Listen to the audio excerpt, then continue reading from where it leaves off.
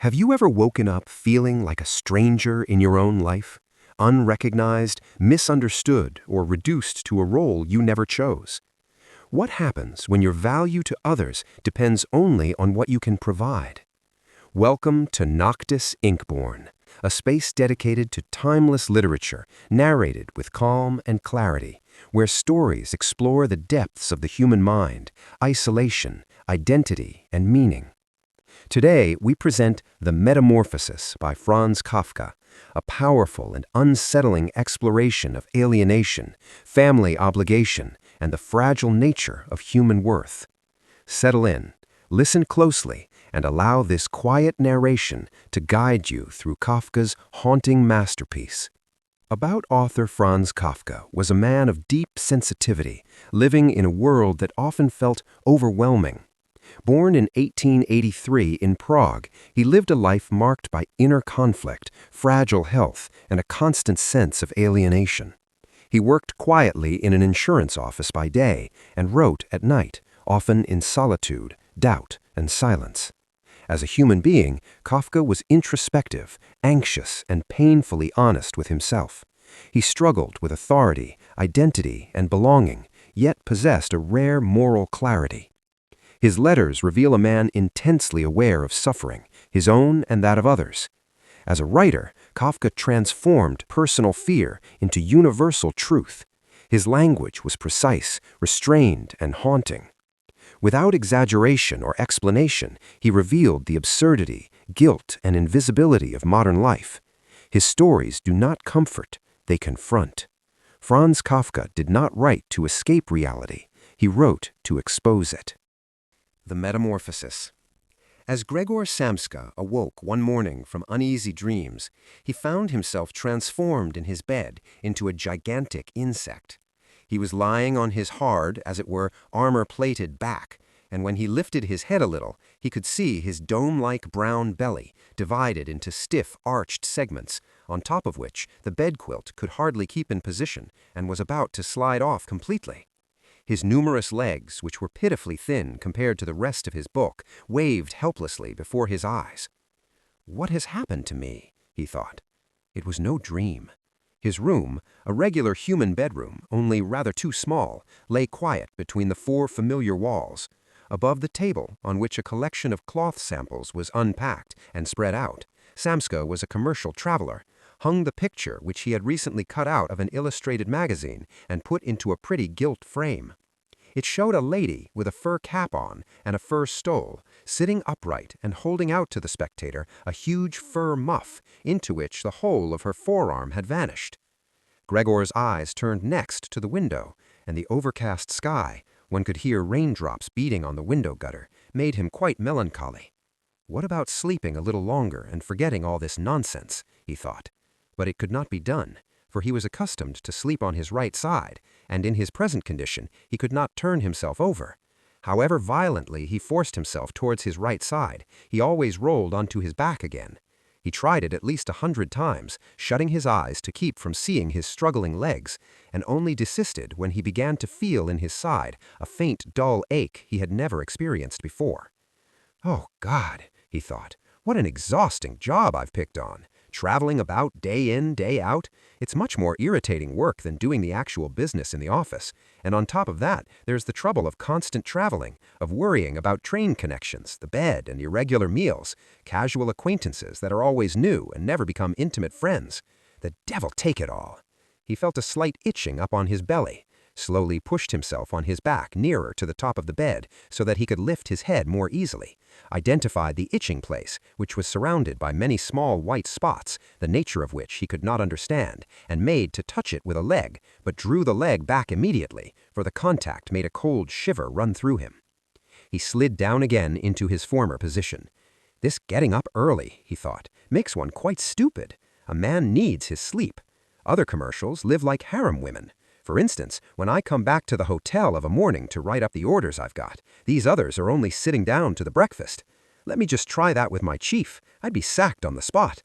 Anyhow, that might be quite a good thing for me, who can tell? If I didn't have to hold my hand because of my parents, I'd have given notice long ago. I'd have gone to the chief and told him exactly what I think of him. That would knock him endways from his desk. It's a queer way of doing, too, this sitting on high at a desk and talking down to employees, especially when they have to come quite near because the chief is hard of hearing. Well, there's still hope. Once I've saved enough money to pay back my parents' debts to him, that should take another 5 or 6 years, I'll do it without fail. I'll cut myself completely loose then. For the moment, though, I'd better get up, since my train goes at 5.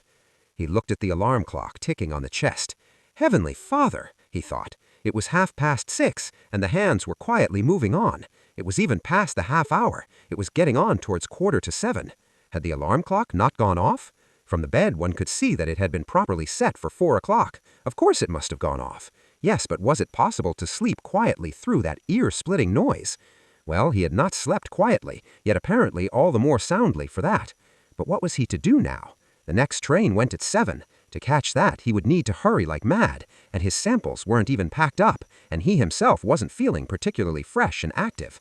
And even if he did catch the train, he wouldn't avoid a row with the chief, since the firm's porter would have been waiting for the 5 o'clock train and would have long since reported his failure to turn up.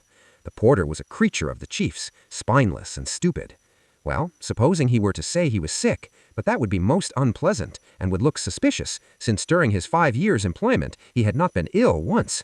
The chief himself would be sure to come with the sick insurance doctor, would reproach his parents with their son's laziness, and would cut all excuses short by referring to the insurance doctor, who of course regarded all mankind as perfectly healthy malingerers.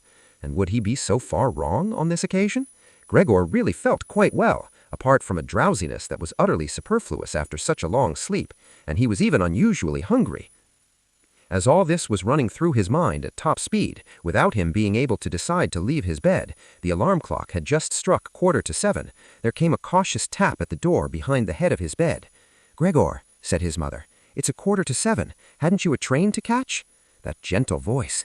Gregor had a shock as he heard his own voice answering hers. Unmistakably his own voice, it was true, but with a persistent, horrible twittering squeak behind it, like an undertone, which left the words in their clear shape for the first moment, and then rose up reverberating around them to destroy their sense, so that one could not be sure one had heard them rightly. Gregor wanted to answer at length and explain everything, but in the circumstances he confined himself to saying, "Yes, thank you, mother, I'm getting up now." The wooden door between them must have kept the change in his voice from being noticeable outside, for his mother contented herself with this statement and shuffled away. Yet this brief exchange of words had made the other members of the family aware that Gregor was still in the house, as they had not expected, and at one of the side doors his father was already knocking, gently, but with his fist.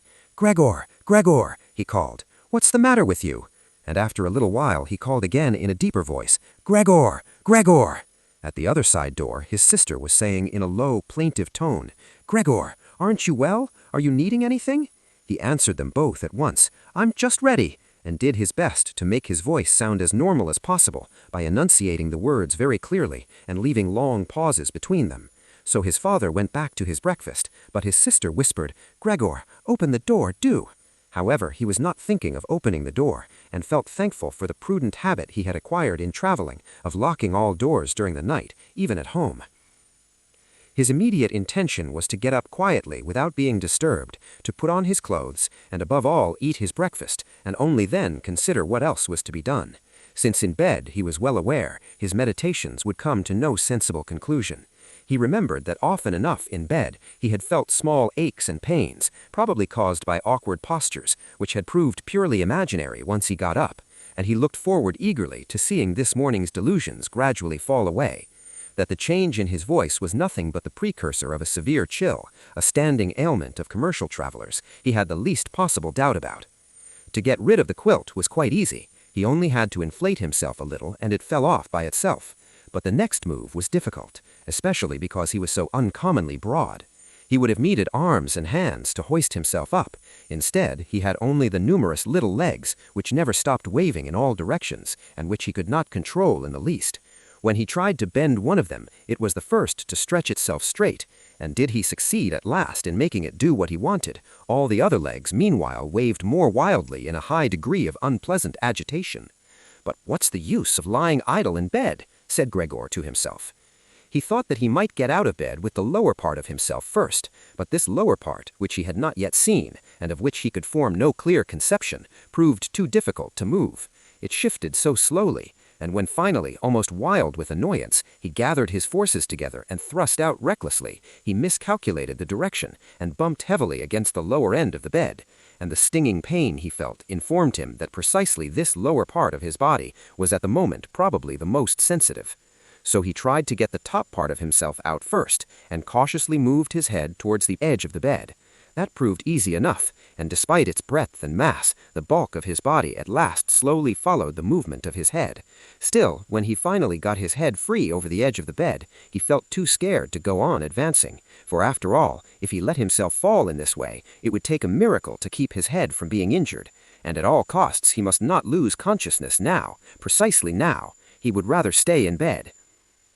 But when after a repetition of the same efforts, he lay in his former position again, sighing, and watched his little legs struggling against each other, more wildly if that were possible, and saw no way of bringing any order into this arbitrary confusion, he told himself that it was impossible to stay in bed, and the most sensible course was to risk everything for the smallest hope of getting away from it. At the same time, he did not forget to remind himself occasionally that cool reflection, the coolest possible, was much better than desperate resolves. In such moments, he focused his eyes as sharply as possible on the window, but unfortunately the prospect of the morning fog, which muffled even the other side of the narrow street, brought him little encouragement and comfort. 7 o'clock already, he said to himself, when the alarm clock chimed again. 7 o'clock already, and still such a thick fog. And for a little while he lay quiet, breathing lightly, as if perhaps expecting such complete repose to restore all things to their real and normal condition. But then he said to himself, "Before it strikes 7:15, I must be quite out of this bed, without fail. Anyhow, by that time, someone will have come from the office to ask for me, since it opens before 7. And he set himself to rocking his whole body at once in a regular rhythm, with the idea of swinging it out of the bed. If he tipped himself out that way, he could keep his head from injury by lifting it at an acute angle when he fell. His back seemed to be hard and was not likely to suffer from a fall on the carpet. His biggest worry was the loud crash he would not be able to help making, which would probably cause anxiety, if not terror, behind all the doors. Still, he must take the risk. When he was already half out of the bed, the new method was more a game than an effort, for he needed only to hitch himself across by rocking to and fro. It struck him how simple it would be if he could get help. 2 strong people, he thought of his father and the servant girl, would be amply sufficient. They would only have to thrust their arms under his convex back, lever him out of the bed, bend down with their burden, and then be patient enough to let him turn himself right over onto the floor, where it was to be hoped his legs would then find their proper function. Well, ignoring the fact that the doors were all locked, ought he really to call for help? In spite of his misery, he could not suppress a smile at the very idea of it. He had got so far that he could barely keep his equilibrium when he rocked himself strongly, and he would have to nerve himself very soon for the final decision, since in 5 minutes' time it would be 7:15, when the front doorbell rang. "That's someone from the office," he said to himself, and grew almost rigid, while his little legs only jigged about all the faster. For a moment everything stayed quiet. "They're not going to open the door," said Gregor, to himself, catching at some kind of irrational hope. But then, of course, the servant girl went as usual to the door with her heavy tread and opened it. Gregor needed only to hear the first good morning of the visitor to know immediately who it was, the chief clerk himself. What a fate, to be condemned to work for a firm where the smallest omission at once gave rise to the gravest suspicion.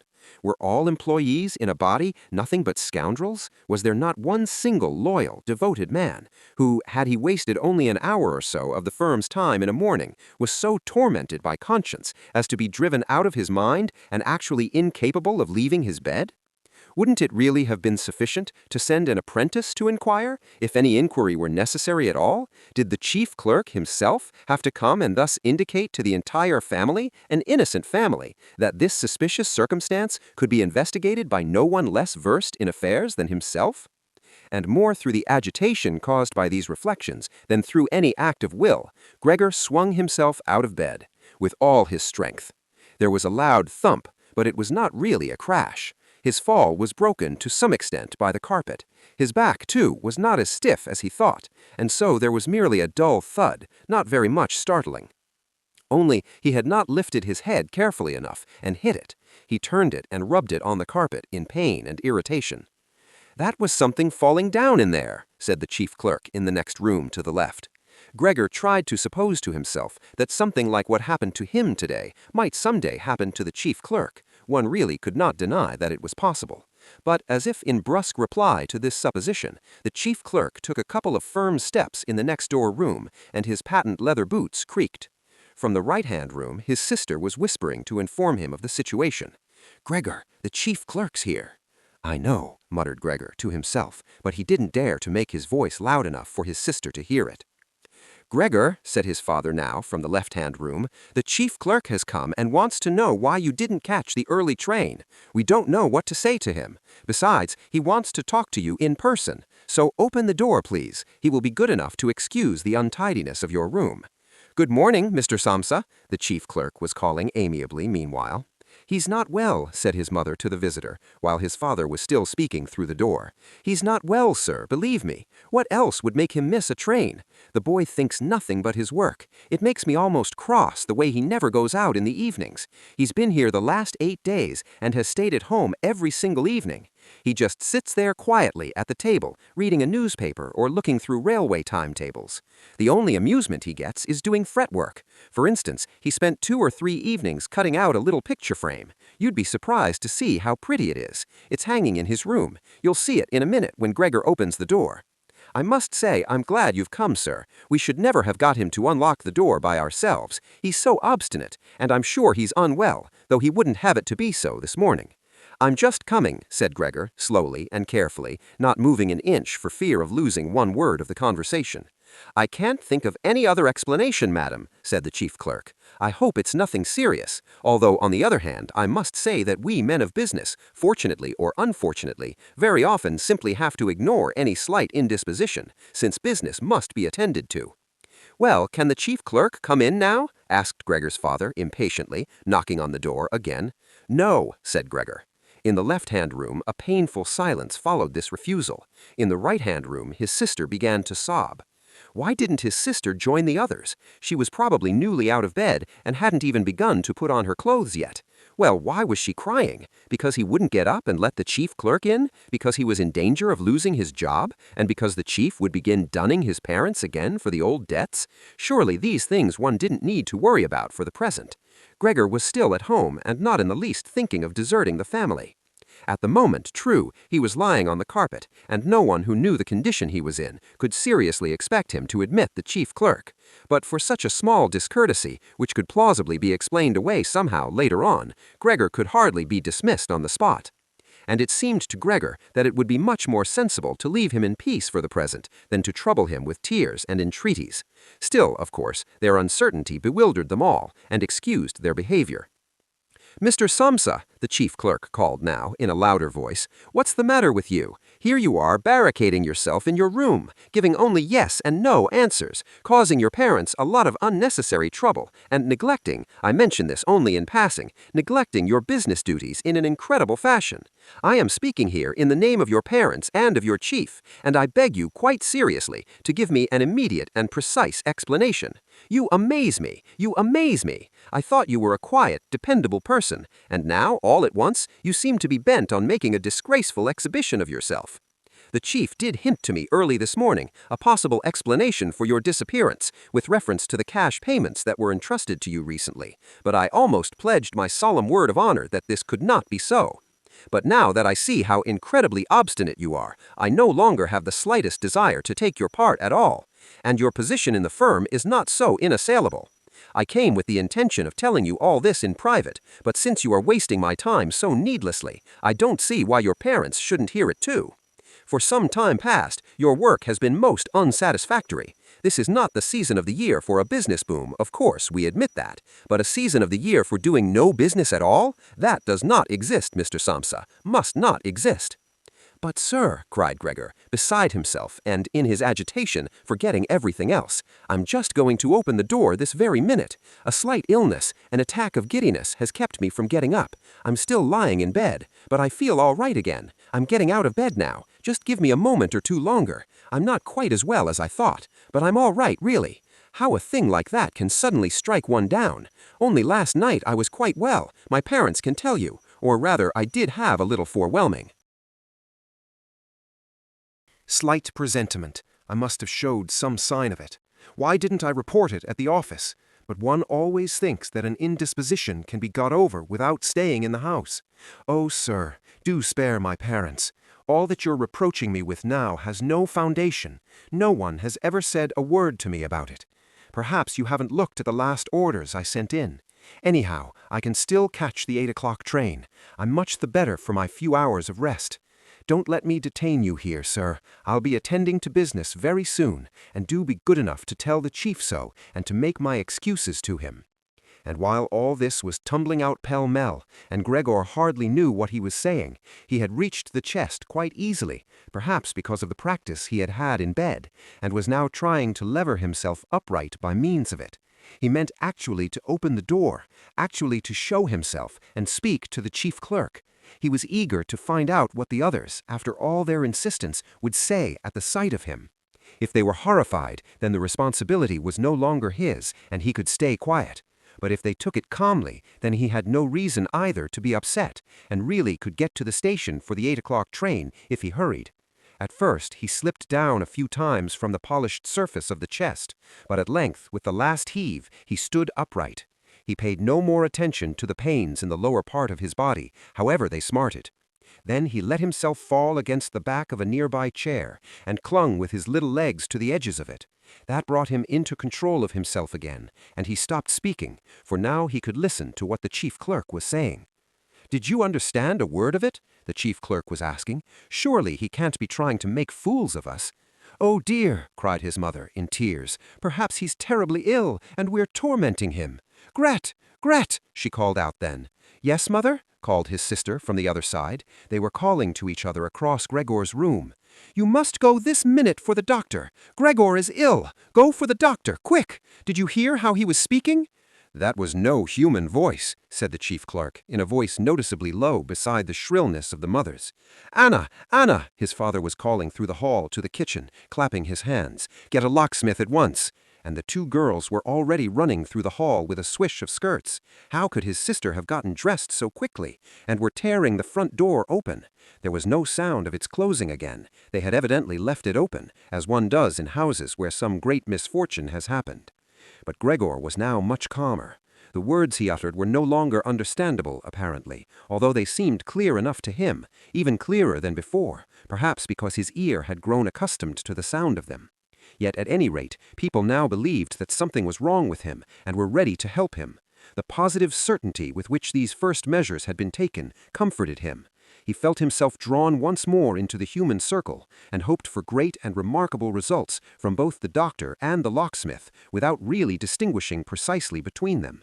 To make his voice as clear as possible for the decisive conversation that was now imminent, he coughed a little, as quietly as he could, of course, since this noise too might not sound like a human cough, for all he was able to judge.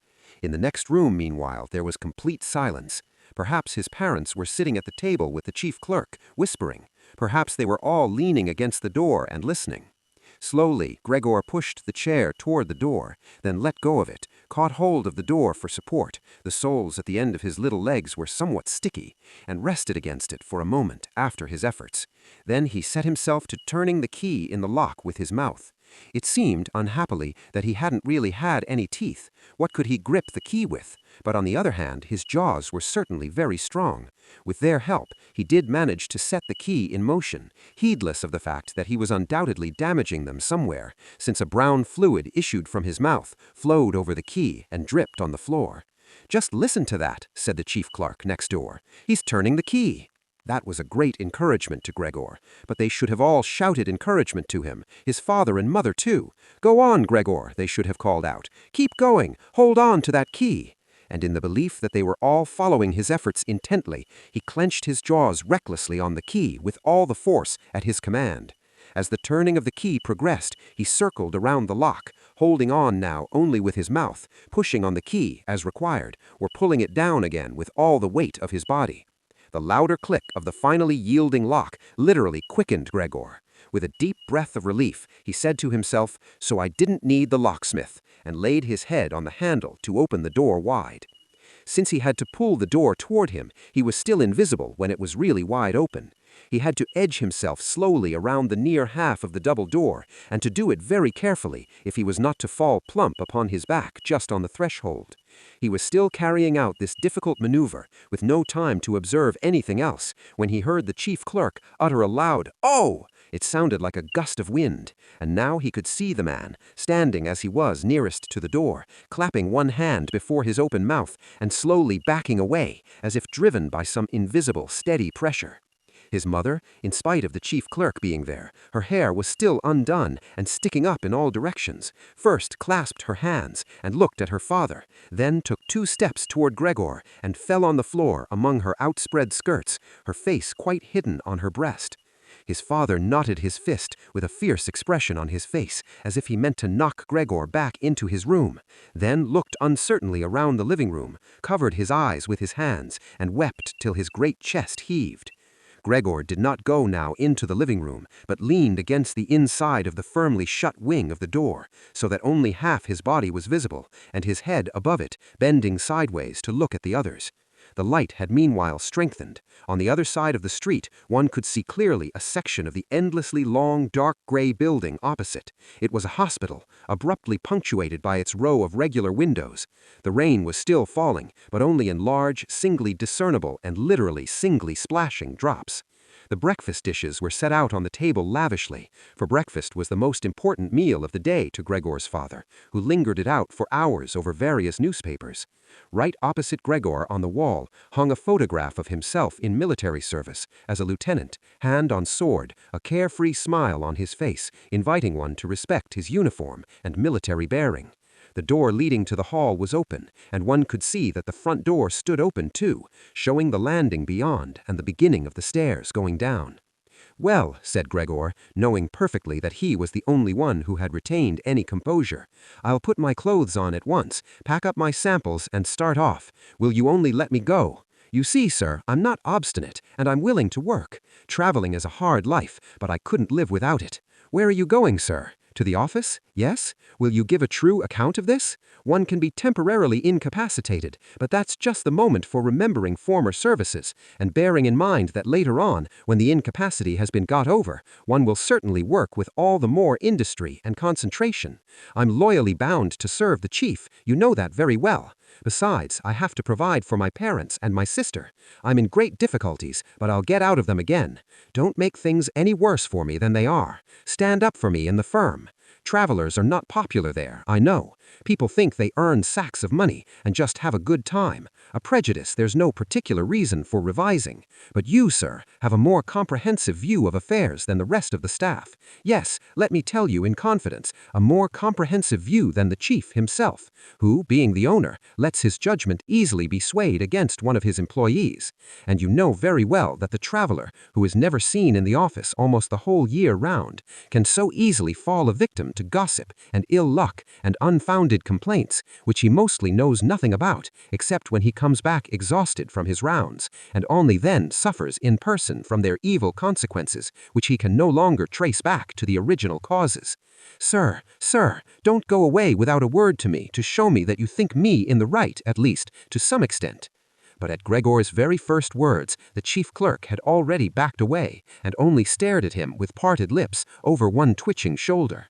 And while Gregor was speaking, he did not stand one moment, but stole away toward the door, without taking his eyes off Gregor, yet only an inch at a time, as if obeying some secret injunction to leave the room. He was already at the hall, and the suddenness with which he took his last step out of the living room would have made one believe he had burned the sole of his foot. Once in the hall, he stretched his right arm before him toward the staircase, as if some supernatural power were waiting there to deliver him. Gregor perceived that the chief clerk must on no account be allowed to go away in this frame of mind if his position in the firm were not to be endangered to the utmost. His parents did not understand this so well. They had convinced themselves in the course of years that Gregor was settled for life in this firm, and besides they were so preoccupied with their immediate troubles that all foresight had forsaken them. Yet Gregor had this foresight. The chief clerk must be detained, soothed, persuaded, and finally won over. The whole future of Gregor and his family depended on it. If only his sister had been there. She was intelligent. She had begun to cry while Gregor was still lying quietly on his back, and no doubt the chief clerk, so partial to ladies, would have been guided by her. She would have shut the door of the flat and in the hall talked him out of his horror. But she was not there, and Gregor would have to handle the situation himself. And without remembering that he was still unaware what powers of movement he possessed, without even remembering that his words, in all possibility, indeed in all likelihood, would again be unintelligible, he let go the wing of the door, pushed himself through the opening, started to walk toward the chief clerk, who was already ridiculously clinging with both hands on the railing on the landing.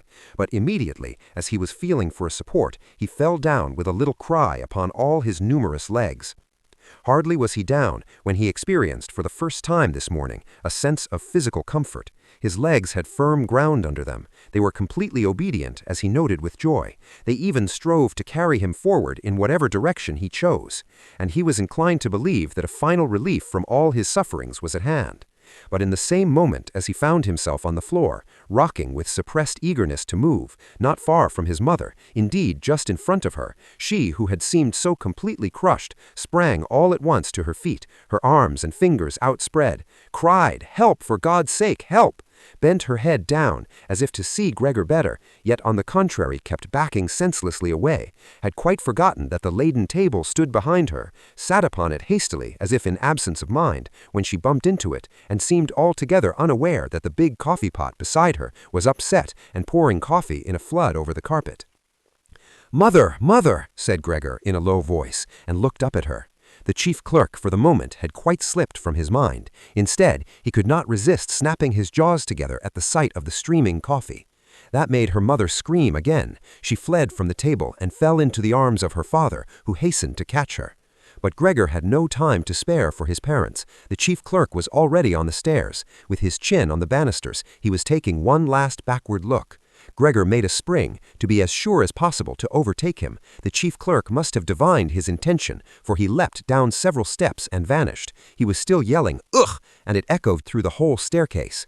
Unfortunately, the flight of the chief clerk seemed completely to upset Gregor's father, who had remained relatively calm till now, for instead of running after the man himself, or at least not hindering Gregor in his pursuit, he seized in his right hand the walking stick that the chief clerk had left behind on a chair, together with a hat and greatcoat, snatched in his left hand a large newspaper from the table, and began stamping his feet and flourishing the stick and the newspaper to drive Gregor back into his room.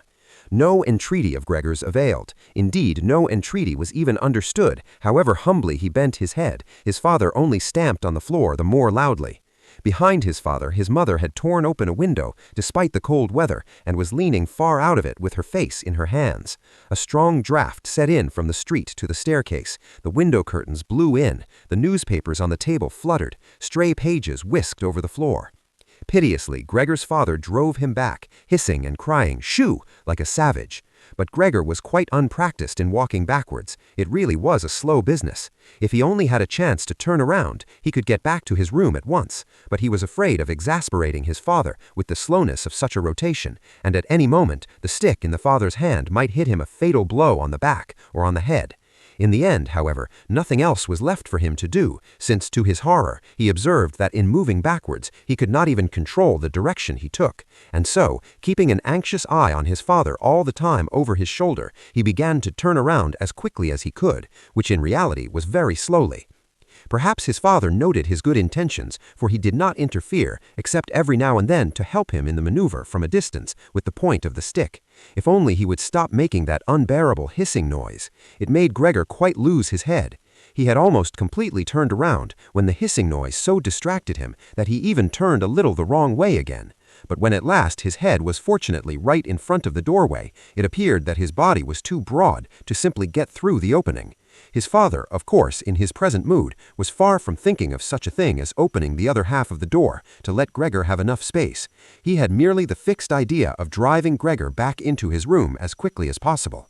He would never have suffered Gregor to make the circumstantial preparations for standing up on end and perhaps slipping his way through the door. Maybe he was now making more noise than ever to urge Gregor forward, as if no obstacle impeded him. To Gregor, anyhow, the noise in his rear no longer sounded like the voice of one single father. This was really no joke, and Gregor thrust himself, come what might, into the doorway.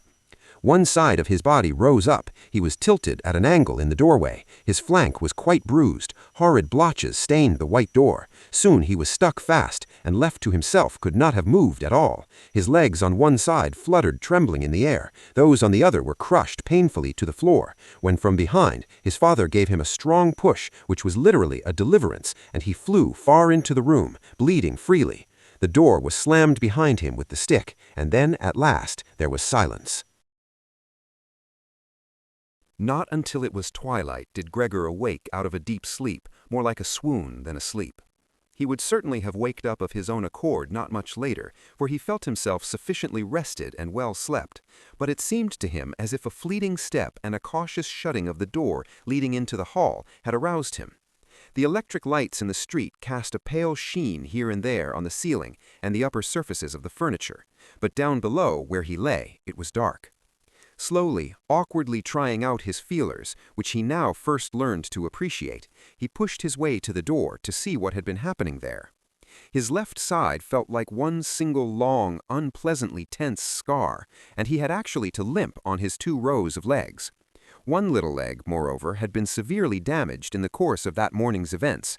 It was almost a miracle that only one had been damaged, and trailed uselessly behind him. He had reached the door before he discovered what had really drawn him to it, the smell of food. For there stood a basin filled with fresh milk, in which floated little sops of white bread. He could almost have laughed with joy, since he was now still hungrier than in the morning, and he dipped his head almost over the eyes, straight into the milk. But soon, in disappointment, he withdrew it again. Not only did he find it difficult to feed because of his tender left side, and he could only feed with the palpitating collaboration of his whole body, he did not like the milk either, although milk had been his favorite drink, and that was certainly why his sister had set it there for him. Indeed, it was almost with repulsion that he turned away from the basin and crawled back to the middle of the room. He could see through the crack of the door that the gas was turned on in the living room, but while usually at this time his father made a habit of reading the afternoon newspaper in a loud voice to his mother and occasionally to his sister as well, not a sound was now to be heard. Well, perhaps his father had recently given up this habit of reading aloud, which his sister had mentioned so often in conversation and in her letters. But there was the same silence all around, although the flat was certainly not empty of occupants. "What a quiet life our family has been leading," said Gregor to himself, and as he sat there motionless staring into the darkness, he felt great pride in the fact that he had been able to provide such a life for his parents and sister in such a fine flat. But what if all the quiet, the comfort, the contentment were now to end in horror? To keep himself from being lost in such thoughts, Gregor took refuge in movement and crawled up and down the room. Once, during the long evening, one of the side doors was opened a little and quickly shut again. Later, the other side door, too. Someone had apparently wanted to come in and then thought better of it. Gregor now stationed himself immediately before the living room door, determined to persuade any hesitating visitor to come in, or at least to discover who it might be. But the door was not opened again, and he waited in vain. In the early morning, when the doors were locked, they had all wanted to come in. Now that he had opened one door, and the other had apparently been opened during the day, no one came in, and even the keys were on the other side of the doors. It was late at night before the gas went out in the living room, and Gregor could easily tell that his parents and his sister had all stayed awake until then, for he could clearly hear the 3 of them stealing away on tiptoe. No one was likely to visit him, not until the morning, that was certain, so he had plenty of time to meditate at his leisure about how he was to arrange his life afresh. But the lofty, empty room in which he had to lie flat on the floor filled him with an apprehension he could not account for, since it had been his very own room for the past 5 years. And with a half-unconscious action, not without a slight feeling of shame, he scuttled under the sofa, where he felt comfortable at once, although his back was a little cramped, and he could not lift his head up, and his only regret was that his body was too broad to get the whole of it under the sofa. He stayed there all night, spending the time partly in a light slumber, from which his hunger kept waking him up with a start, and partly in worrying and sketching vague hopes, which all led to the same conclusion, that he must lie low for the present, and by exercising patience and the utmost consideration, help the family to bear the inconvenience he was bound to cause them in his present condition. Very early in the morning, it was almost night, Gregor had the chance to test the strength of his new resolutions, for his sister, nearly fully dressed, opened the door from the hall and peered in. She did not see him at first, yet when she caught sight of him under the sofa, well, he had to be somewhere, he couldn't have flown away, could he? She was so startled that without being able to help it, she slammed the door shut again, but as if regretting her behavior, she opened the door again immediately and came in on tiptoe, as if she were visiting an invalid, even a stranger. Gregor had pushed his head forward to the very edge of the sofa and watched her. Would she notice that he had left the milk standing, and not for lack of hunger, and would she bring in some other kind of food more to his taste? If she did not do it of her own accord, he would rather starve than draw her attention to the fact, although he felt a wild impulse to dart out from under the sofa, throw himself at her feet, and beg her for something to eat. But her sister instantly noticed, with surprise, that the basin was still full, except for a little milk that had been spilled all around it. She lifted it immediately, not with her bare hands, true, but with a cloth, and carried it away. Gregor was wildly curious to know what she would bring instead, and made various speculations about it. Yet what she actually did next, in the goodness of her heart, he could never have guessed at. To find out what he liked, she brought him a whole selection of food, all set out on an old newspaper. There were old, half-decayed vegetables, bones from last night's supper, covered with a white sauce that had thickened, some raisins and almonds, a piece of cheese that Gregor would have called uneatable 2 days ago, a dry roll of bread, a buttered roll, and a roll both buttered and salted. Besides all that, she set down again the same basin into which she had poured some water, and which was apparently to be reserved for his exclusive use. And with fine tact, knowing that Gregor would not eat in her presence, she withdrew quickly, and even turned the key to let him understand that he could take his ease as much as he liked. Gregor's legs all whizzed toward the food. His wounds must have healed completely, moreover, for he felt no disability, which amazed him and made him reflect how more than a month ago he had cut one finger a little with a knife and had still suffered pain from the wound only the day before yesterday. "Am I less sensitive now?" he thought, and sucked greedily at the cheese, which above all the other edibles attracted him at once and strongly. One after another, and with tears of satisfaction in his eyes, he quickly devoured the cheese, the vegetables, and the sauce. The fresh food, however, had no charms for him. He could not even stand the smell of it, and actually dragged away to some little distance the things he could eat. He had long finished his meal, and was only lying lazily on the same spot when his sister turned the key slowly, as a sign for him to retreat. That roused him immediately, although he was nearly asleep, and he hurried under the sofa again. But it took considerable self-control for him to stay under the sofa, even for the short time his sister was in the room, since the large meal had swollen his body somewhat, and he was so cramped he could hardly breathe. Slight attacks of breathlessness afflicted him, and his eyes were starting out of his head as he watched his unsuspecting sister sweeping together with a broom not only the remains of what he had eaten, but even the things he had not touched, as if these were now of no use to anyone, and hastily shoveling it all into a bucket which she covered with a wooden lid and carried away. Hardly had she turned her back when Gregor came from under the sofa and stretched and puffed himself out. In this manner, Gregor was fed, once in the early morning while his parents and the servant girl were still asleep, and a second time after they had all had their midday dinner, for then his parents took a short nap, and the servant girl could be sent out on some errand or other by his sister. Not that they would have wanted him to starve, of course, but perhaps they could not have borne to know more about his feeding than from hearsay. Perhaps, too, his sister wanted to spare them such little anxieties wherever possible, since they had quite enough to bear as it was. Under what pretext the doctor and the locksmith had been got rid of on that first morning, Gregor could not discover, for since what he said was not understood by the others, it never struck any of them, not even his sister, that he could understand what they said, and so whenever his sister came into his room, he had to content himself with hearing her utter only a sigh now and then, and an occasional appeal to the saints. Later on, when she had got a little used to the situation, of course she could never get completely used to it, she sometimes threw out a remark that was kindly meant, or could be interpreted so. "Well, he liked his dinner today," she would say when Gregor had made a good clearance of his food, and when he had not eaten, which gradually happened more and more often, she would say almost, Everything's been left standing again. But although Gregor could get no news directly, he overheard a lot from the neighboring rooms, and as soon as voices were audible, he would run to the door of the room concerned and press his whole body against it. In the first few days especially, there was no conversation that did not refer to him somehow, even if only indirectly. For 2 whole days there were family consultations at every mealtime about what should be done, but also between meals the same subject was discussed, for there were always at least 2 members of the family at home, since no one wanted to be alone in the flat, and to leave it quite empty was unthinkable.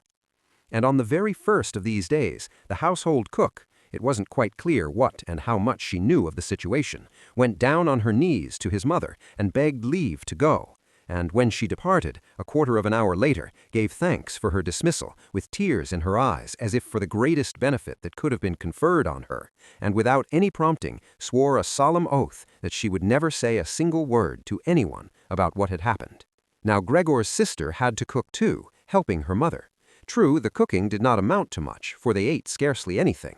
Gregor was always hearing one of the family vainly urging another to eat, and getting no answer but, "Thanks, I've had all I want," or something similar.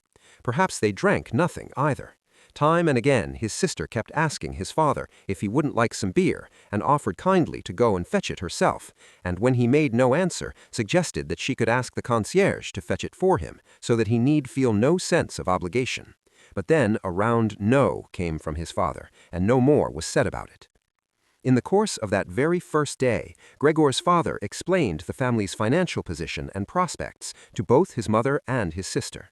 Now and then he rose from the table to get some voucher or memorandum out of the small safe he had rescued from the collapse of his business 5 years earlier.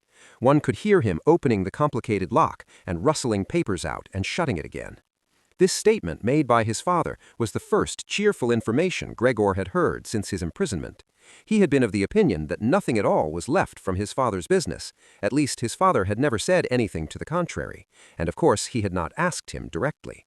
At that time, Gregor's sole desire was to do his utmost to help the family to forget as soon as possible the catastrophe that had overwhelmed the business and thrown them all into a state of complete despair. And so he had set to work with unusual ardor, and almost overnight become a commercial traveler instead of a little clerk, with of course much greater chances of earning money, and his success was immediately translated into good round coin, which he could lay on the table for his amazed and happy family. These had been fine times, and they had never recurred, at least not with the same sense of glory, although later on Gregor had earned so much money that he was able to meet the expenses of the whole household, and did so.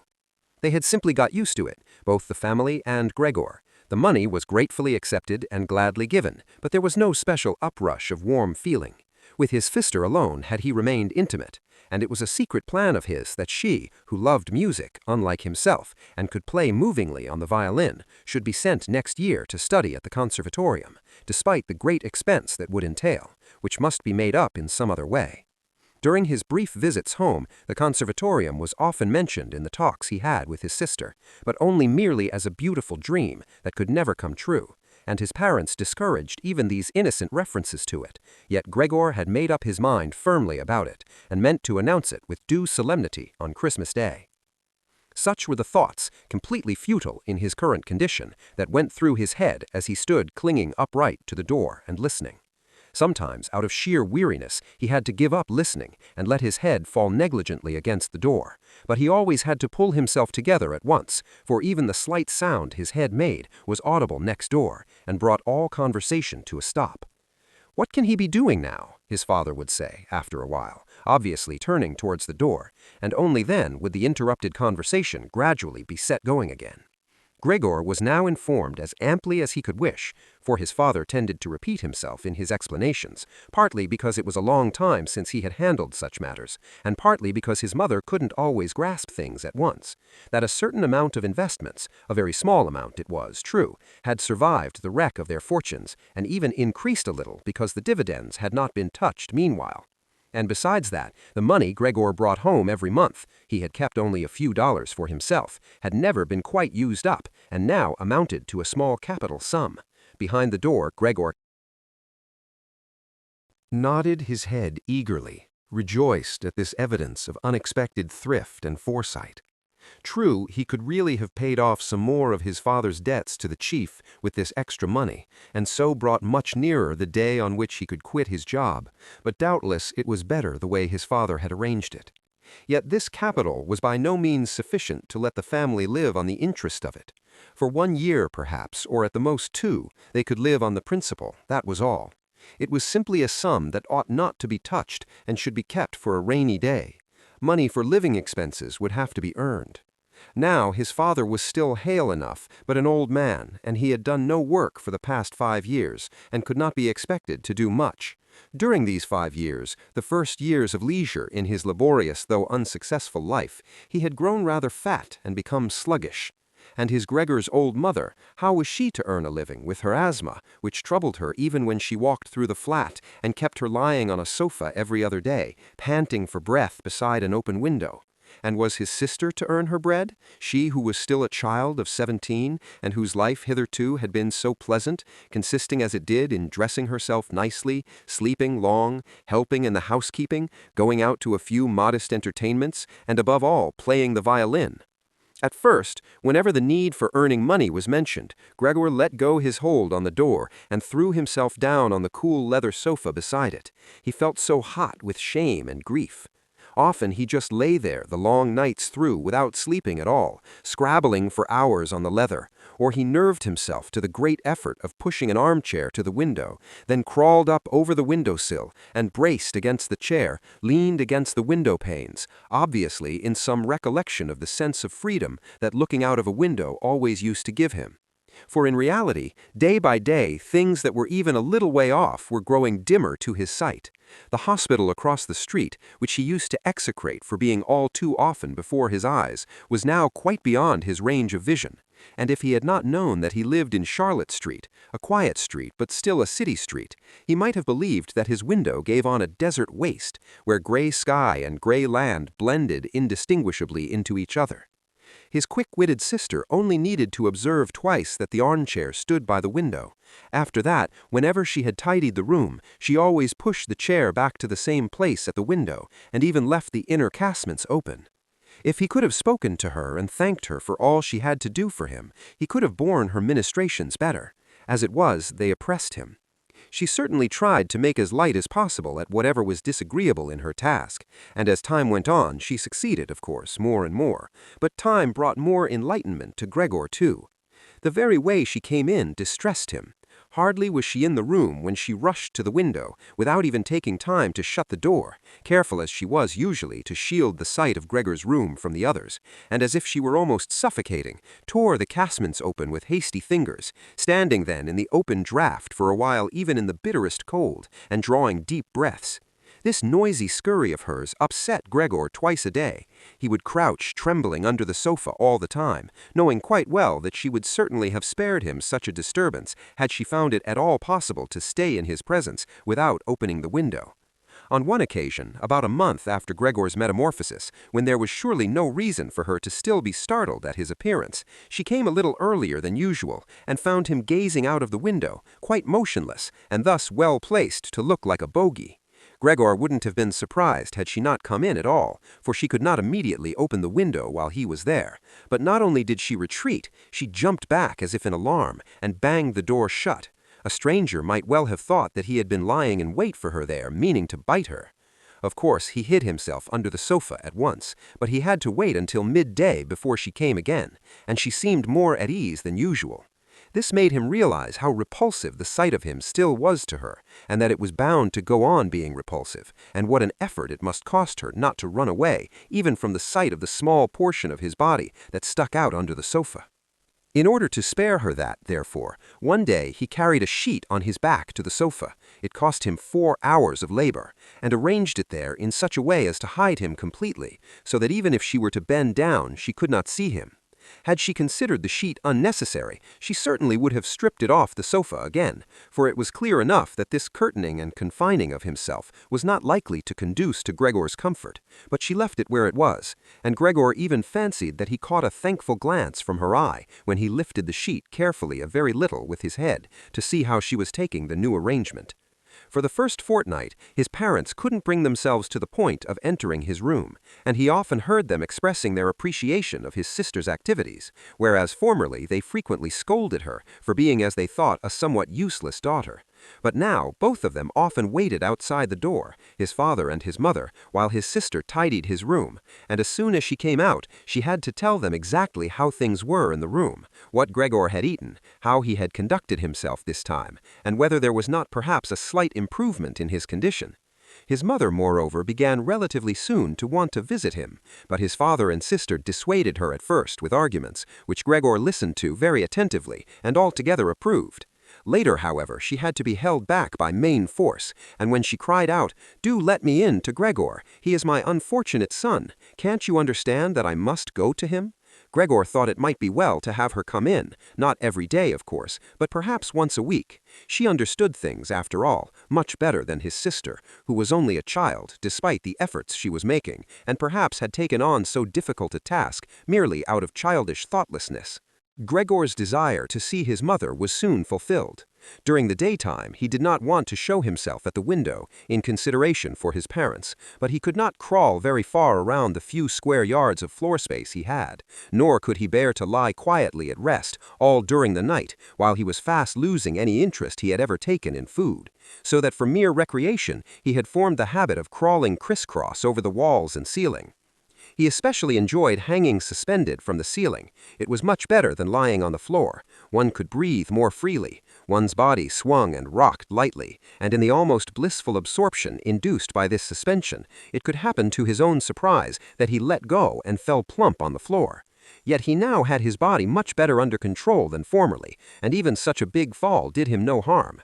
His sister at once remarked the new distraction Gregor had found for himself. He left traces behind him of the sticky stuff on his soles, wherever he crawled, and she got the idea in her head of giving him as wide a field to crawl in as possible, and of removing the pieces of furniture that hindered him, above all the chest of drawers and the writing desk.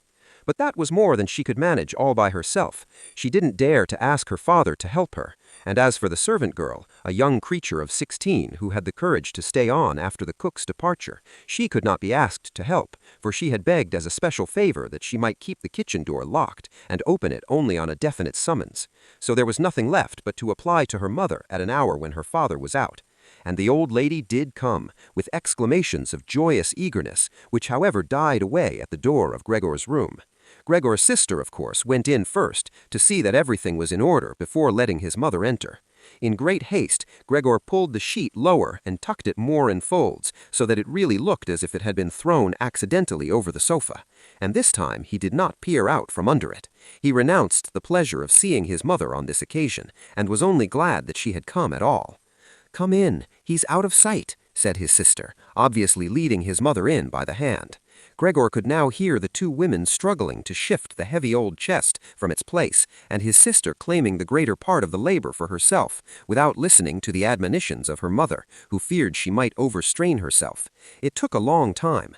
After at least a quarter of an hour of tugging, her mother objected that the chest better be left where it was, for in the first place it was too heavy, and could never be got out before his father came home, and standing in the middle of the room like that, it would only hamper Gregor's movements, while in the second place, it was not at all certain that removing the furniture would be doing a service to Gregor. She was inclined to think to the contrary. The sight of the naked walls made her own heart heavy, and why shouldn't Gregor have the same feeling, considering that he had been used to his furniture for so long, and might feel forlorn without it? "And doesn't it look," she concluded, in a low voice, in fact she had been almost whispering all the time, as if to avoid letting Gregor, whose exact whereabouts she did not know, hear even the tones of her voice, for she was convinced that he could not understand her words. "Doesn't it look as if we were showing him, by taking away his furniture, that we have given up hope of his ever getting better, and are just leaving him coldly to himself? I think it would be best to keep his room exactly as it has always been, so that when he comes back to us, he will find everything unchanged and be able all the more easily to forget what has happened in between." On hearing these words from his mother, Gregor realized that the lack of all direct human speech for the past 2 months together, with the monotony of family life, must have confused his mind. Otherwise, he could not account for the fact that he had quite earnestly looked forward to having his room emptied of furnishing.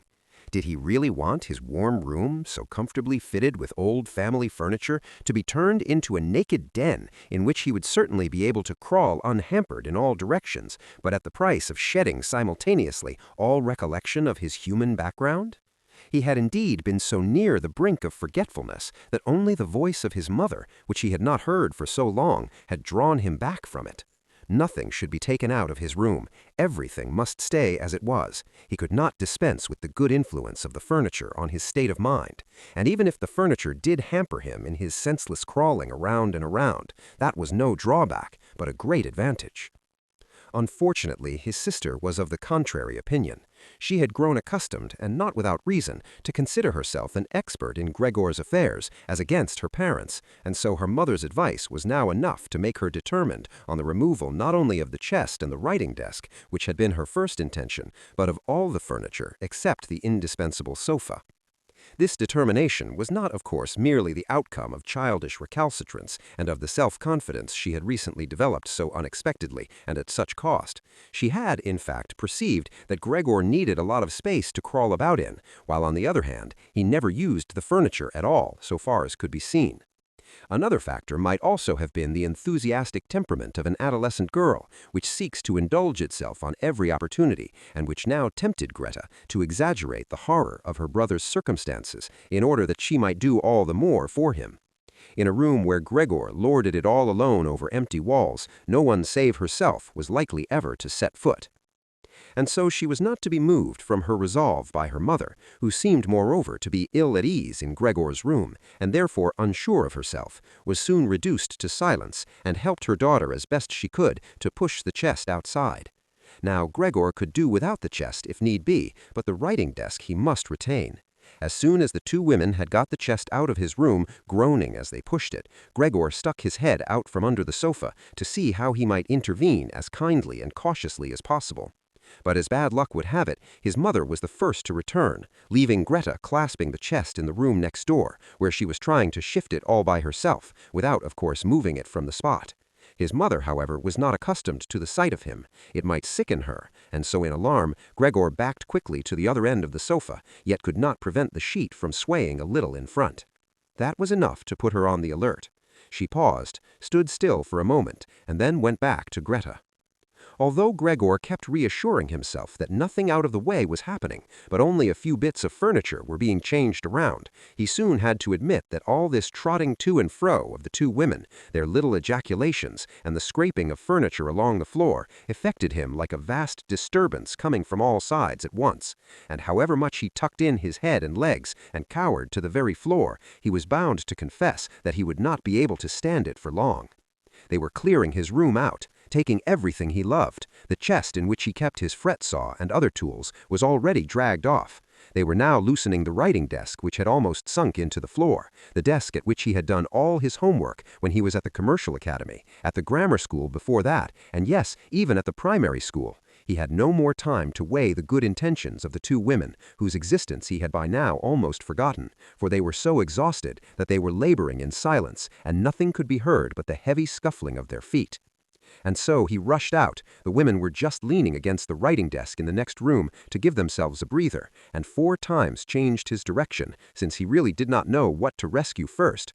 Then, on the wall opposite, which was already otherwise cleared, he was struck by the picture of the lady muffled in so much fur, and quickly crawled up to it, and pressed himself to the glass, which was a good surface to hold on to, and comforted his hot belly. This picture, at least, which was entirely hidden beneath him, was going to be removed by nobody. He turned his head toward the door of the living room so as to observe the women when they came back. They had not allowed themselves much of a rest and were already coming. Greta had twined her arm around her mother and was almost supporting her. "Well, what shall we take now?" said Greta, looking around. Her eyes met Gregor's from the wall. She kept her composure, presumably because of her mother, bent her head down to her mother to keep her from looking up, and said, although in a fluttering, unpremeditated voice, "Come, hadn't we better go back to the living room for a moment?" Her intentions were clear enough to Gregor. She wanted to bestow her mother in safety, and then chase him down from the wall. Well, just let her try it. He clung to his picture and would not give it up. He would rather fly in Greta's face. But Greta's words had succeeded in disquieting her mother, who took a step to one side, caught sight of the huge brown mass on the flowered wallpaper, and before she was really conscious that what she saw was Gregor, screamed in a loud, hoarse voice, "Oh God! Oh God!" fell with outspread arms over the sofa as if giving up, and did not move. "Gregor!" cried his sister, shaking her fist and glaring at him. This was the first time she had directly addressed him since his metamorphosis. She ran into the next room for some aromatic essence with which to rouse her mother from her fainting fit. Gregor wanted to help too. There was still time to rescue the picture, but he was stuck fast to the glass and had to tear himself loose.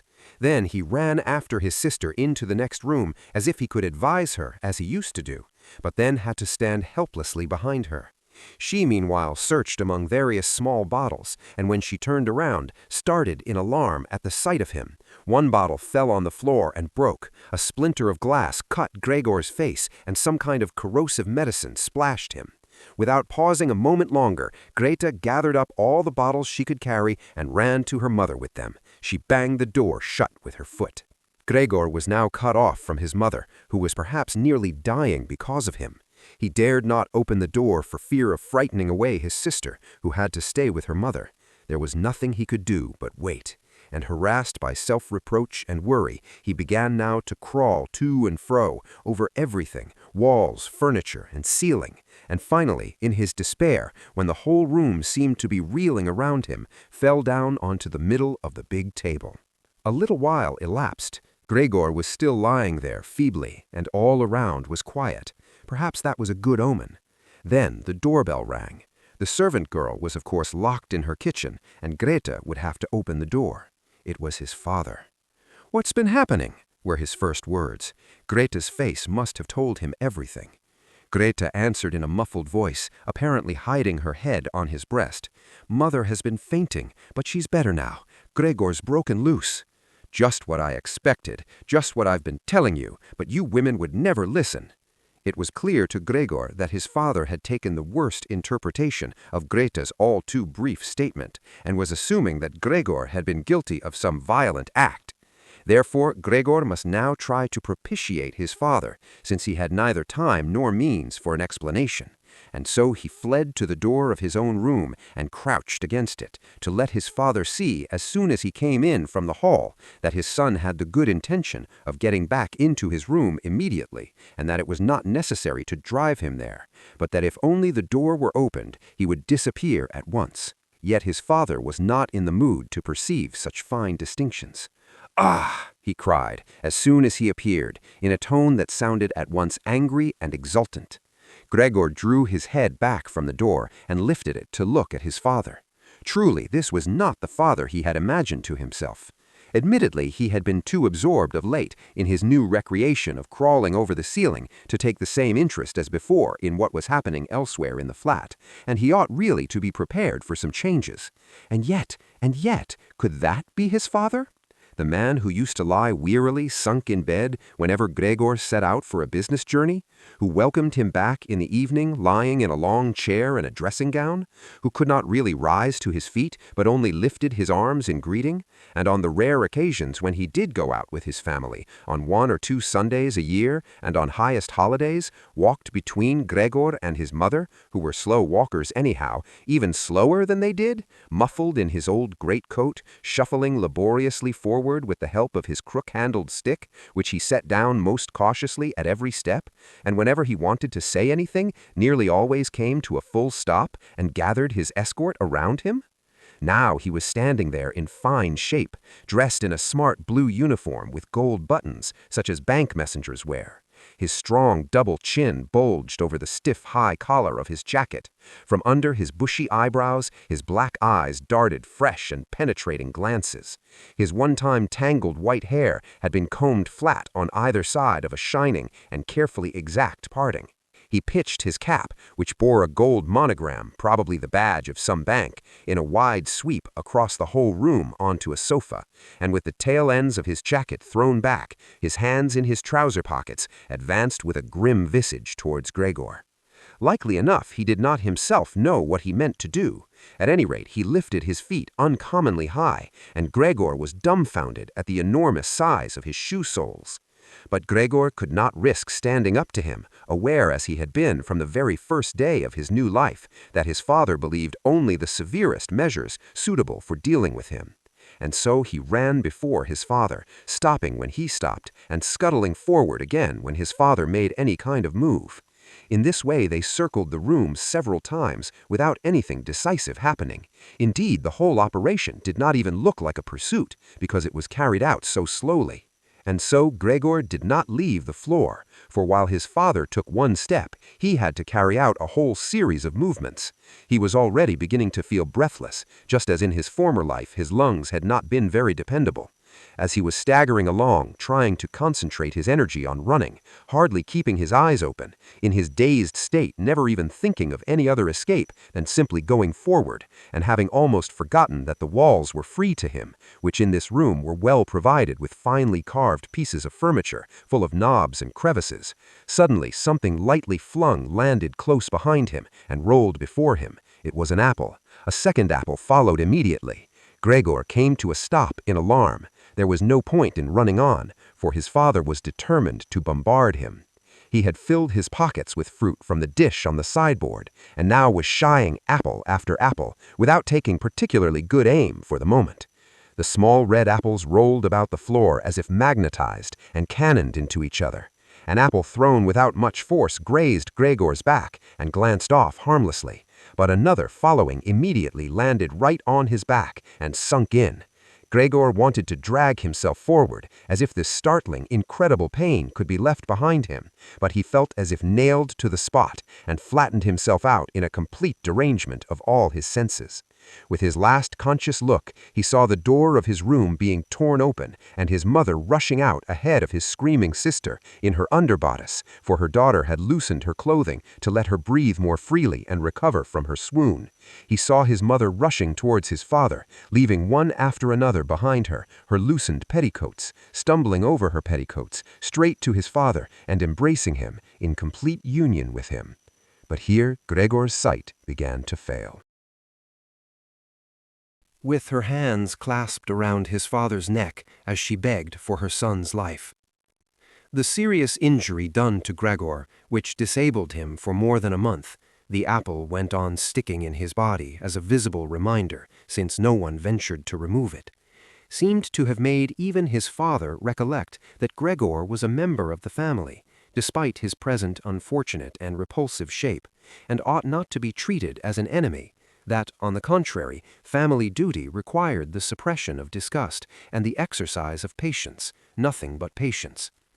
And although his injury had impaired, probably forever, his powers of movement, and for the time being it took him long, long minutes to creep across his room like an old invalid, there was no question now of crawling up the wall, yet in his own opinion he was sufficiently compensated for this worsening of his condition by the fact that toward evening the living-room door, which he used to watch intently for an hour or two beforehand, was always thrown open, so that lying in the darkness of his room, invisible to the family, he could see them all at the lamp-lit table and listen to their talk, by general consent as it were, very different from his earlier eavesdropping. True, their intercourse lacked the lively character of former times, which he had always called to mind with a certain wistfulness in the small hotel bedrooms where he had been wont to throw himself down, tired out, on damp bedding. They were now mostly very silent. Soon after supper, his father would fall asleep in his armchair. His mother and sister would admonish each other to be silent. His mother, bending low over the lamp, stitched a fine sewing for an underwear firm. His sister, who had taken a job as a salesgirl, was learning shorthand and French in the evenings on the chance of bettering herself. Sometimes his father woke up and, as if quite unaware that he had been sleeping, said to his mother, "What a lot of sewing you're doing today," and at once fell asleep again, while the two women exchanged a tired smile. With a kind of mulishness, his father persisted in keeping his uniform on, even in the house. His dressing gown hung uselessly on its peg, and he slept fully dressed where he sat, as if he were ready for service at any moment, and even here only at the beck and call of his superior. As a result, his uniform, which was not brand new to start with, began to look dirty, despite all the loving care of the mother and sister to keep it clean, and Gregor often spent whole evenings gazing at the many greasy spots on the garment, gleaming with gold buttons, always in a high state of polish, in which the old man sat sleeping in extreme discomfort, and yet quite peacefully. As soon as the clock struck 10, his mother tried to rouse his father with gentle words and to persuade him after that to get into bed, for sitting there he could not have a proper sleep, and that was what he needed most, since he had to go on duty at 6. But with the mulishness that had obsessed him since he became a bank messenger, he always insisted on staying longer at the table, although he regularly fell asleep again, and in the end only with the greatest trouble could be got out of his armchair and into his bed. However insistently Gregor's mother and sister kept urging him with gentle reminders, he would go on slowly shaking his head for a quarter of an hour, keeping his eyes shut, and refuse to get to his feet. The mother plucked at his sleeve, whispering endearments in his ear.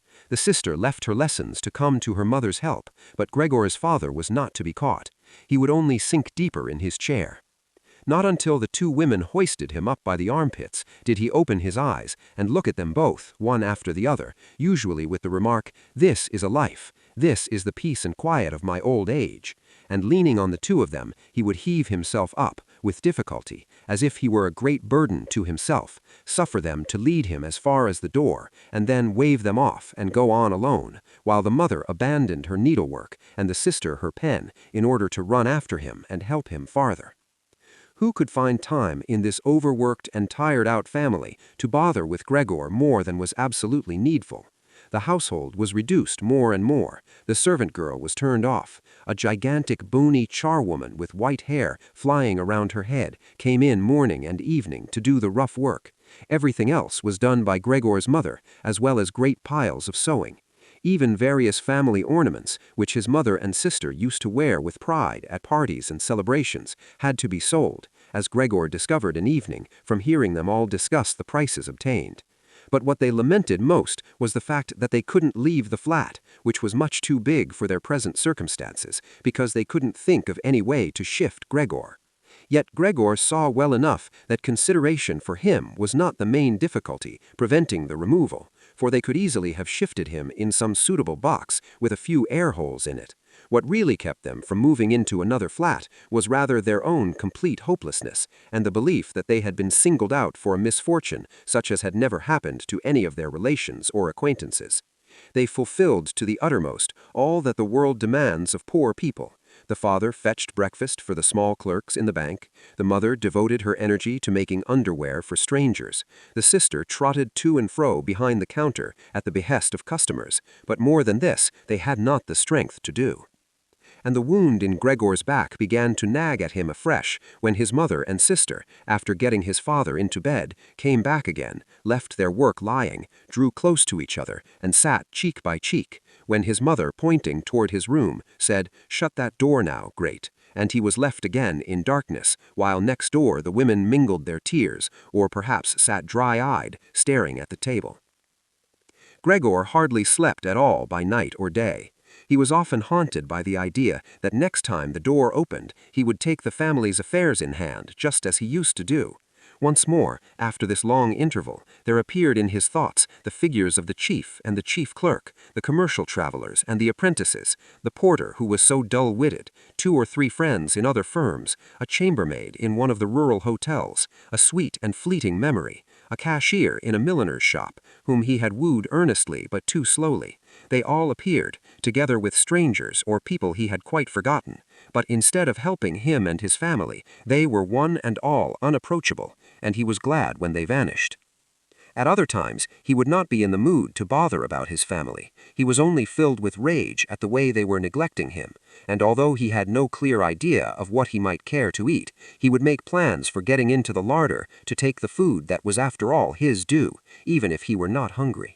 His sister no longer took thought to bring him what might especially please him, but in the morning and at noon, before she went to business, hurriedly pushed into his room with her foot any food that was available, and in the evening cleared it out again with one sweep of the broom, heedless whether it had been merely tasted or, as most frequently happened, left untouched. The cleaning of his room, which she now did always in the evenings, could not have been more hastily done. Streaks of dirt stretched along the walls. Here and there lay balls of dust and filth. At first, Gregor used to station himself in some particularly filthy corner when his sister arrived, in order to reproach her with it, so to speak. But he could have sat there for weeks without getting her to make any improvement. She could see the dirt as well as he did, but she had simply made up her mind to leave it alone.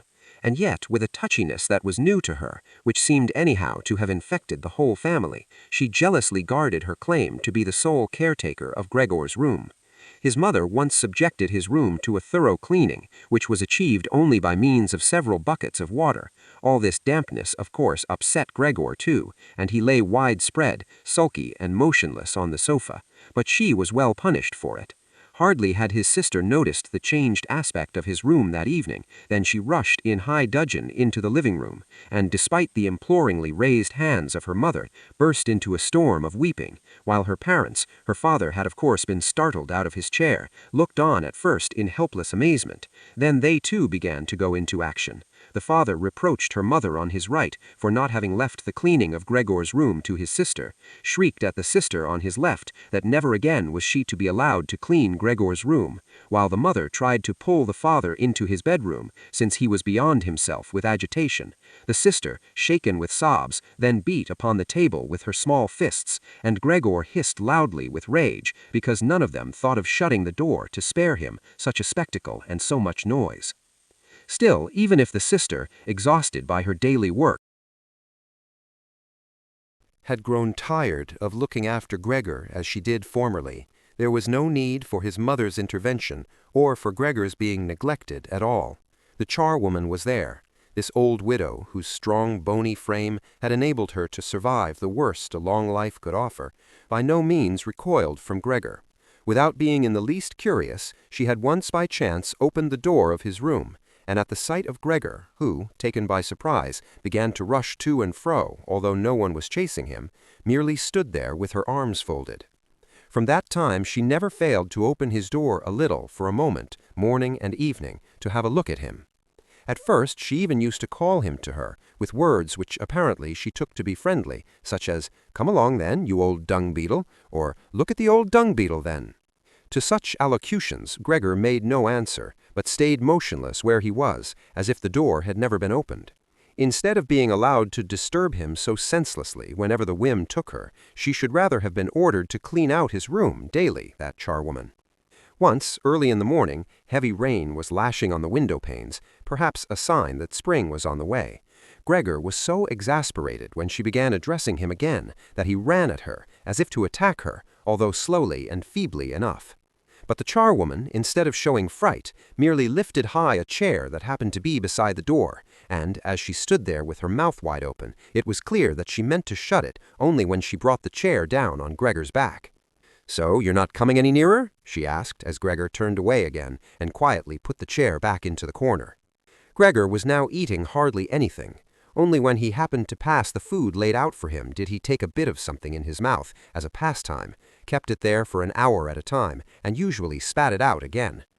At first he thought it was chagrin over the state of his room that prevented him from eating, yet he soon got used to the various changes in his room. It had become a habit in the family to push into his room things there was no room for elsewhere, and there were plenty of these now, since one of the rooms had been let to 3 lodgers. These serious gentlemen, all 3 of them with full beards, as Gregor once observed through a crack in the door, had a passion for order, not only in their own room, but, since they were now members of the household, in all its arrangements, especially in the kitchen. Superfluous, not to say dirty, objects they could not bear. Besides, they had brought with them most of the furnishings they needed. For this reason, many things could be dispensed with that it was no use trying to sell, but that should not be thrown away either. All of them found their way into Gregor's room. The ash can likewise, and the kitchen garbage can. Anything that was not needed for the moment was simply flung into Gregor's room by the charwoman, who did everything in a hurry. Fortunately, Gregor usually saw only the object, whatever it was, and the hand that held it. Perhaps she intended to take the things away again as time and opportunity offered, or to collect them until she could throw them all out in a heap, but in fact they just lay there. Wherever she happened to throw them, except when Gregor pushed his way through the junk heap and shifted it somewhat, at first out of necessity, because he had not room enough to crawl, but later with increasing enjoyment, although after such excursions, being sad and weary to death, he would lie motionless for hours. And since the lodgers often ate their supper at home in the common living room, the living room door stayed shut many an evening. Yet Gregor reconciled himself quite easily to the shutting of the door, for often enough on evenings when it was opened, he had disregarded it entirely and lain in the darkest corner of his room, quite unnoticed by the family. But on one occasion the charwoman left the door open a little, and it stayed ajar even when the lodgers came in for supper and the lamp was lit. They set themselves at the top end of the table, where formerly Gregor and his father and mother had eaten their meals, unfolded their napkins, and took knife and fork in hand. At once his mother appeared in the other doorway with a dish of meat, and close behind her his sister with a dish of potatoes piled high. The food steamed with a thick vapor. The lodgers bent over the food set before them as if to scrutinize it before eating. In fact, the man in the middle, who seemed to pass for an authority with the other two, cut a piece of meat as it lay on the dish, obviously to discover if it were tender or should be sent back to the kitchen. He showed satisfaction, and Gregor's mother and sister, who had been watching anxiously, breathed freely and began to smile. The family itself took its meals in the kitchen. Nonetheless, Gregor's father came into the living room before going into the kitchen, and with one prolonged bow, cap in hand, made a round of the table. The lodgers all stood up and murmured something in their beards. When they were alone again, they ate their food in almost complete silence. It seemed remarkable to Gregor that among the various noises coming from the table, he could always distinguish the sound of their masticating teeth, as if this were a sign to Gregor that one needed teeth in order to eat, and that with toothless jaws, even of the finest make, one could do nothing. "I'm hungry enough," said Gregor sadly to himself, "but not for that kind of food. How these lodgers are stuffing themselves, and here am I dying of starvation." On that very evening, during the whole of his time there, Gregor could not remember ever having heard the violin. The sound of violin playing came from the kitchen. The lodgers had already finished their supper. The one in the middle had brought out a newspaper and given the other two a page apiece, and now they were leaning back at ease, reading and smoking. When the violin began to play, they pricked up their ears, got to their feet, and went on tiptoe to the hall door, where they stood huddled together. Their movements must have been heard in the kitchen, for Gregor's father called out, "Is the violin playing disturbing you, gentlemen? It can be stopped at once." "On the contrary," said the middle lodger, "could not Fräulein Samsa come and play in this room, beside us, where it is much more convenient and comfortable?" "Oh, certainly," cried Gregor's father, as if he were the violin player. The lodgers came back into the living room and waited. Presently, Gregor's father arrived with the music stand, his mother carrying the music, and his sister with the violin. His sister quietly made everything ready to start playing. His parents, who had never let rooms before, and so had an exaggerated idea of the courtesy due to lodgers, did not venture to sit down on their own chairs. His father leaned against the door, the right hand thrust between two buttons of his livery coat, which was formally buttoned up, but his mother was offered a chair by one of the lodgers, and, since she left the chair just where he had happened to put it, sat down in a corner to one side. Gregor's sister began to play. The father and mother, from either side, intently watched the movements of her hands. Gregor, attracted by the playing, ventured to move forward a little until his head was actually inside the living room. He hardly felt any surprise at his growing lack of consideration for the others. There had been a time when he prided himself on being considerate. And yet, just on this occasion, he had more reason than ever to hide himself, since, owing to the amount of dust that lay thick in his room and rose into the air at the slightest movement, he too was covered with dust. Fluff and hair and remnants of food trailed with him, caught on his back and along his sides. His indifference to everything was much too great for him to turn on his back and scrape himself clean on the carpet, as once he had done several times a day. and in spite of his condition, no shame deterred him from advancing a little over the spotless floor of the living room. To be sure, no one was aware of him. The family was entirely absorbed in the violin playing.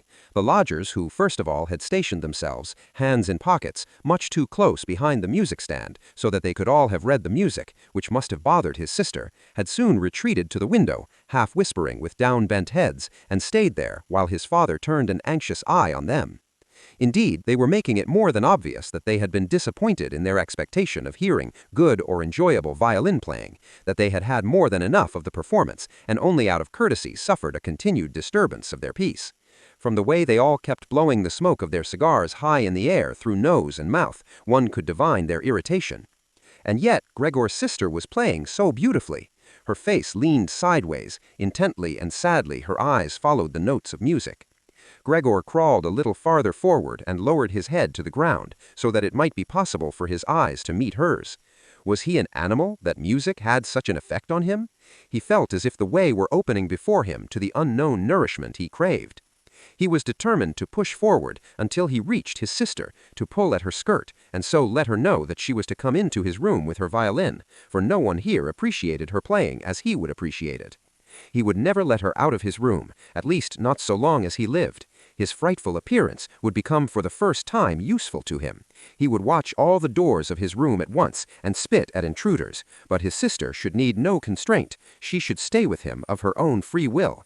She should sit beside him on the sofa, bend down her ear to him, and hear him confide that he had the firm intention of sending her to the conservatorium, and that but for his mishap, last Christmas, surely Christmas was long past, he would have announced it to everybody, without allowing a single objection. "Mr. Samsa," cried the middle lodger to Gregor's father, and pointed, without wasting any more words, at Gregor, now working himself slowly forward. The violin fell. The middle lodger first smiled to his friends with a shake of the head, and then looked at Gregor again. Instead of driving Gregor out, his father seemed to think it more needful to begin by soothing down the lodgers, although they were not at all agitated, and apparently found Gregor more entertaining than the violin playing. He hurried towards them, and spreading out his arms, tried to urge them back into their own room, and at the same time to block their view of Gregor. They now began to be really a little angry. One could not tell whether because of the old man's behavior, or because it had just dawned on them that all unwittingly they had such a neighbor as Gregor next door. They demanded explanations of his father. They waved their arms like him, tugged uneasily at their beards, and only with reluctance backed towards their room. Meanwhile, Gregor's sister, who was standing there as if lost when her playing was so abruptly broken off, came to life again, pulled herself together all at once, after standing for a while holding violin and bow in nervelessly hanging hands and staring at her music, pushed her violin into the lap of her mother, who was still sitting in her chair, fighting asthmatically for breath, and ran into the lodger's room, to which they were now being shepherded by her father rather more quickly than before. One could see the pillows and blankets on the beds flying under her accustomed fingers and being laid in order. Before the lodgers had actually reached their room, she had finished making the beds and slipped out. The old man seemed once more to be so possessed by his mulish self-assertiveness that he was forgetting all the respect he should show to his lodgers. He kept driving them on, until in the very door of the bedroom the middle lodger stamped his foot loudly on the floor and so brought him to a halt. "I beg to announce," said the lodger, lifting one hand and looking also at Gregor's mother and sister, "that because of the disgusting conditions prevailing in this household and family," here he spat on the floor with emphatic brevity, "I give you notice on the spot. Naturally, I won't pay you a penny for the days I have lived here. On the contrary, I'll consider bringing an action for damages against you, based on claims, believe me, that will be easily susceptible of proof."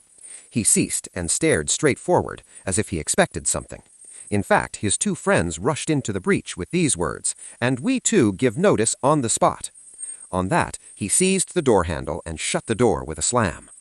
Gregor's father, groping with his hands, staggered forward and fell into his chair. It looked as if he was stretching himself there for his ordinary evening nap, but the marked jerkings of his head, which were as if uncontrollable, showed that he was far from asleep. Gregor had simply stayed quietly all the time on the spot where the lodgers had espied him. Disappointment at the failure of his plan, perhaps also the weakness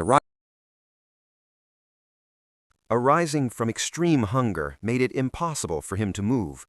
He feared, with a fair degree of certainty, that at any moment the general tension would discharge itself in a combined attack upon him, and he lay waiting.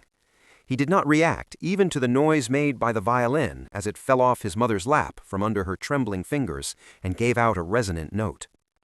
"My dear parents," said his sister, slapping her hand on the table by way of introduction, "things can't go on like this. Perhaps you don't realize that, but I do. I won't utter my brother's name in the presence of this creature, and so all I say is, we must try to get rid of it. We've tried to look after it and to put up with it as far as is humanly possible, and I don't think anyone could reproach us in the slightest." "She is more than right," said Gregor's father to himself. His mother, who was still choking for lack of breath, began to cough hollowly into her hand with a wild look in her eyes. His sister rushed over to her and held her forehead. His father's thoughts seemed to have lost their vagueness at Gret's words. He sat more upright, fingering his service cap that lay among the plates still lying on the table from the lodger's supper, and from time to time looked at the still form of Gregor. "We must try to get rid of it," his sister now said explicitly to her father, since her mother was coughing too much to hear a word. "It will be the death of both of you. I can see that coming. When one has to work as hard as we do, all of us, one can't stand this continual torment at home on top of it. At least I can't stand it any longer." And she burst into such a passion of sobbing that her tears dropped on her mother's face, where she wiped them off mechanically. "My dear," said the old man sympathetically and with evident understanding, "but what can we do?" Gregor's sister merely shrugged her shoulders to indicate the feeling of helplessness that had now overmastered her during her weeping fit, in contrast to her former confidence. "If he could understand us," said her father, half questioningly. Greta, still sobbing, vehemently waved a hand to show how unthinkable that was. "If he could understand us," repeated the old man, shutting his eyes to consider Greta's conviction that understanding was impossible, "then perhaps we might come to some agreement with him. But as it is—" "He must go," cried Gregor's sister. "That's the only solution, father. You must just try to get rid of the idea that this is Gregor. The fact that we've believed it for so long is the root of all our trouble. But how can it be Gregor? If this were Gregor, he would have realized long ago that human beings can't live with such a creature, and he'd have gone away on his own accord. Then we wouldn't have any brother, but we'd be able to go on living and keep his memory in honor. As it is, this creature persecutes us, drives away our lodgers, obviously wants the whole apartment to himself, and would have us all sleep in the gutter. Just look, father," she shrieked all at once, "he's at it again." And in an access of panic that was quite incomprehensible to Gregor, she even quitted her mother, literally thrusting the chair from her as if she would rather sacrifice her mother than stay so near to Gregor, and rushed behind her father, who also rose up, being simply upset by her agitation, and half spread his arms out as if to protect her. Yet Gregor had not the slightest intention of frightening anyone, far less his sister. He had only begun to turn around in order to crawl back to his room, but it was certainly a startling operation to watch, since, because of his disabled condition, he could not execute the difficult turning movements except by lifting his head and then bracing it against the floor over and over again. He paused and looked around. His good intentions seemed to have been recognized. The alarm had only been momentary. Now they were all watching him in melancholy silence. His mother lay in her chair, her legs stiffly extended and pressed together, her eyes almost closing for sheer weariness. His father and his sister were sitting beside each other, his sister's arm around the old man's neck. "Perhaps I can go on turning around now," thought Gregor, and began his labors again. He could not stop himself from panting with the effort, and had to pause now and then to take breath. Nor did anyone harass him. He was left entirely to himself. When he had completed the turnaround, he began at once to crawl straight back. He was amazed at the distance separating him from his room, and could not understand how in his weak state he had managed to accomplish the same journey so recently, almost without remarking it. Intent on crawling as fast as possible, he barely noticed that not a single word, not an ejaculation from his family interfered with his progress. Only when he was already in the doorway did he turn his head around, not completely, for his neck muscles were getting stiff, but enough to see that nothing had changed behind him, except that his sister had risen to her feet. His last glance fell on his mother, who was not quite overcome by sleep. Hardly was he well inside his room than the door was hastily pushed shut, bolted, and locked. The sudden noise in his rear startled him so much that his little legs gave beneath him. It was his sister who had shown such haste. She had been standing ready, waiting, and had made a light spring forward. Gregor had not even heard her coming, and she cried "At last!" to her parents as she turned the key in the lock. "And what now?" said Gregor to himself, looking around in the darkness. Soon he made the discovery that he was now unable to stir a limb. This did not surprise him. Rather, it seemed unnatural that he should ever actually have been able to move on these feeble little legs. Otherwise, he felt relatively comfortable. True, his whole body was aching, but it seemed that the pain was gradually growing less and would finally pass away. The rotting apple in his back and the inflamed area around it, all covered with soft dust, already hardly troubled him. He thought of his family with tenderness and love. The decision that he must disappear was one that he held to even more strongly than his sister, if that were possible. In this state of vacant and peaceful meditation he remained until the tower clock struck 3 in the morning. The first broadening of light in the world outside the window entered his consciousness once more. Then his head sank to the floor of its own accord, and from his nostrils came the last faint flicker of his breath. When the charwoman arrived early in the morning, what between her strength and her impatience, she slammed all the doors so loudly, never mind how often she had been begged not to, that no one in the whole apartment could enjoy any quiet sleep after her arrival. She noticed nothing unusual as she took her customary peep into Gregor's room. She thought he was lying motionless, pretending to be in the sulks. She credited him with every kind of intelligence, since she happened to have the long-handled broom in her hand. She tried to tickle him up with it from the doorway. When that too produced no reaction, she felt provoked and poked at him a little harder, and only when she had pushed him along the floor without meeting any resistance was her attention aroused. It did not take her long to establish the truth of the matter, and her eyes widened. She let out a whistle, yet did not waste much time over it, but tore open the door of the Samsa's bedroom and yelled into the darkness at the top of her voice, "Just look at this! It's dead! It's lying here dead and done for!"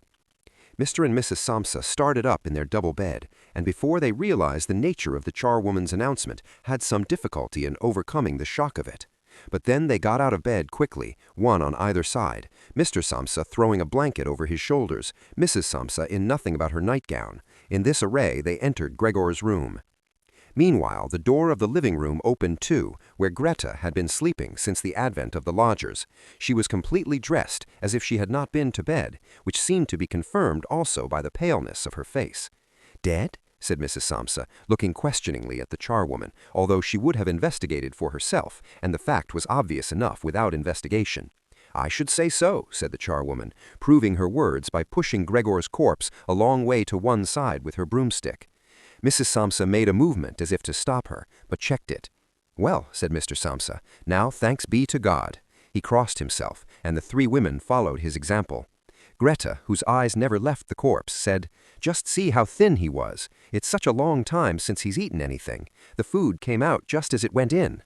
Indeed, Gregor's body was completely flat and dry, as could now only be seen when it was no longer supported by the legs and nothing prevented one from looking closely at it.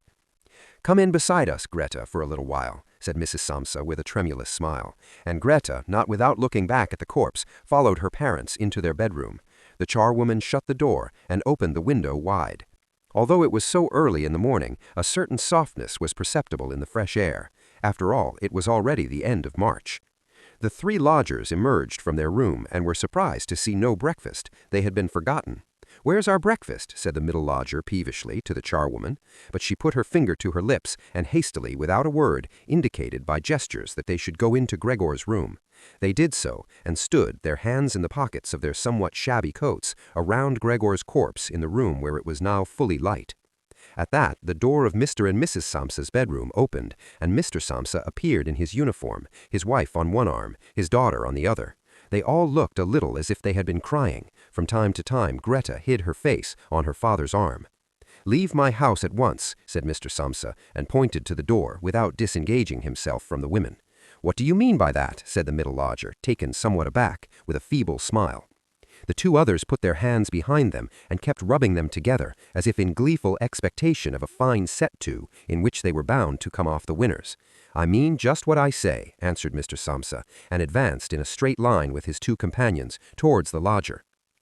He stood his ground at first quietly, looking at the floor as if his thoughts were taking a new pattern in his head. "Then let us go, by all means," he said, and looked up at Mr. Samsa, as if in a sudden access of humility he were expecting some renewed sanction for this decision.